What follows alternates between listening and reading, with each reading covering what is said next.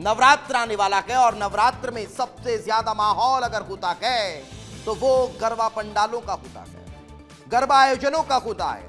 लेकिन उन्हीं गरबा आयोजनों को लेकर अब सियासत देखने को मिल रही है। तो देश भर में जहां एक तरफ नवरात्र की तैयारी चल रही है, वहीं दूसरी तरफ नवरात्र की शुरुआत के पहले ही इस पर सवाल खड़े होने लगे।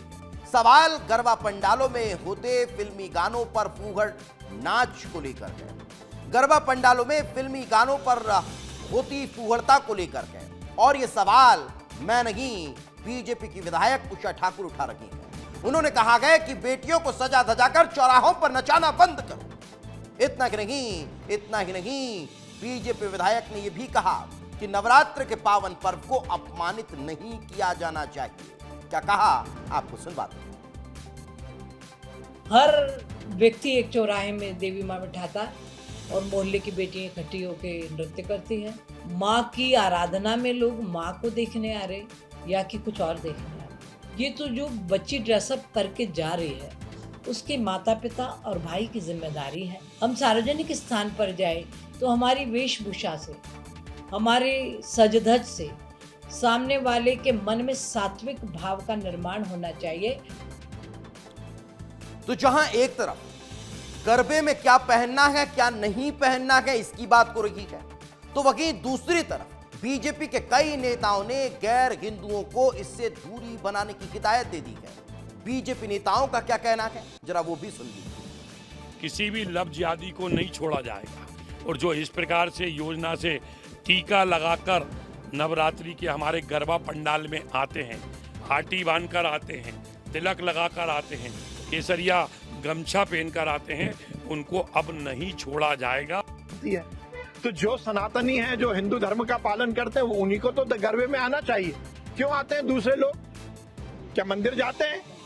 केवल अनर्गल विचार रखकर यदि गरबे में आओगे तो आपको अनुमति नहीं मिलेगी। गैर हिंदू को गरबे में ना अनुमति मिलेगी ना उन्हें आना चाहिए। नहीं, गरबा में कोई परेशानी नहीं है। जिनको ये लगता है कि उनके माँ बाप से कोई भूल हो गई है और वो गलत धर्म में पैदा हो गए और वो हिंदू बनना चाहते हैं तो गरबा में आए, माथे पर तिलक लगाएं, माँ का प्रसाद खाएं, आरती उतारें, धोती कुर्ता पहनकर आएं। और चलिए इस विषय पर बातचीत करने के लिए मेरे सहयोगी संतोष कृष्णानी मेरे साथ उज्जैन से जुड़ चुके हैं। संतोष, अब सवाल युवतियों के कपड़ों को लेकर हो रहे हैं। ये कहा जा रहा है कि जिस तरह की वेशभूषा लड़कियां गरबे में पहनकर जाती हैं, उसके लिए उनके माता पिता को, उनके भाई बहनों को ध्यान रखना चाहिए। आप जहां पर मौजूद हैं वहां आसपास लोग हैं, उनसे पूछिए क्या सोचते हैं इस पर। बिल्कुल दीपेश, वेशभूषा तो होना ही चाहिए क्योंकि 9 दिन आते तब तपस्या साधना के, न कि अपने शरीर को दिखाने के लिए। और गरबा पंडालों में तो इस बार कई हिंदूवादी संगठनों ने तो तैयारी भी की है कि यहाँ पर वेशभूषा वो भी पारंपरिक होना चाहिए। इस पर मातृशक्ति क्या कहती है, बहनें क्या कहती हैं? सबसे पहले तो जयकारा माँ का लगाना चाहती है। जय जय श्री राम, जय भवानी। सबसे बड़ा सवाल उठा है कि आज कहीं ना कहीं हम गरबे करने जाते हैं तो गरबे में वेशभूषा कहीं ना कहीं छोटी हो जाती है, कपड़े छोटे हो जाते हैं, इस पर आपत्ति आ रही है। क्या कहेंगे, किस प्रकार की वेशभूषा होना चाहिए? इसके लिए मैं सभी बहनों से कहना चाहूँगी कि अपनी पारिवारिक ड्रेस में आए, आप लहंगा चुन्नी पहने, पर पीछे ऐसा नहीं रहे कि पूरा बैक रहे कि ओपन है, ऐसी ड्रेसें पहन के नहीं आए। और सभी पंडाल के भैयाओं से मैं निवेदन करूँगी कि अगर ऐसी कोई बहनें अगर आती है तो आप उन्हें बिल्कुल पंडाल से बाहर करें और उसका विरोध करें। बिल्कुल, आप क्या चाहती हैं? मेरा ये कहना है अगर सनातनी हो तो सनातन की तरह अपने पोशाक में आए और अपने धर्म के लिए काम करें। मतलब बिल्कुल, हमारे साथ कई माता बहनें भी हैं। आप क्या सोचती हैं कि गरबा पारंपरिक होना चाहिए, न कि व्यवसायीकरण और छोटे छोटे कपड़ों पहनकर अपने हुस्न को दिखाया जाए?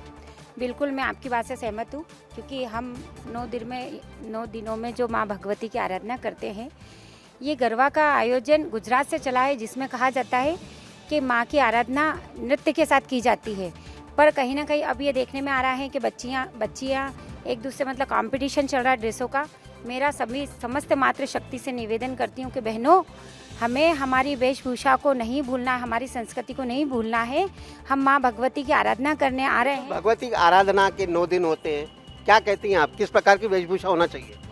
मेरे हिसाब से तो 9 दिन ही नहीं 365 दिन ही हमें हमारी वेशभूषा हमारी सनातन संस्कृति से जुड़ी हुई और व्यवस्थित रखना चाहिए। तो और माँ मर्यादित भगवती की आराधना में वेशभूषा की हमें मांग अपने जो है पारंपरिक वो गरबे- जैन की मातृशक्ति कर रही है। उज्जैन की मातृशक्ति हमारे सहयोगी संतोष से बात कर रही है और वो कह रही हैं कि वेशभूषा संयमित होनी चाहिए। बहुत बहुत शुक्रिया संतोष हमारे साथ चर्चा में जुड़ने के लिए, इस तमाम जानकारी के लिए। अब देखने वाली बात होगी कि इस बार के नवरात्र में किस तरह की वेशभूषा नजर आती है और वेशभूषा को लेकर जो गाइडलाइंस जारी की जा रही हैं, जिस पर चर्चा हो रही है, सवाल खड़े हो रहे हैं, क्या वो नजर आता है या नहीं।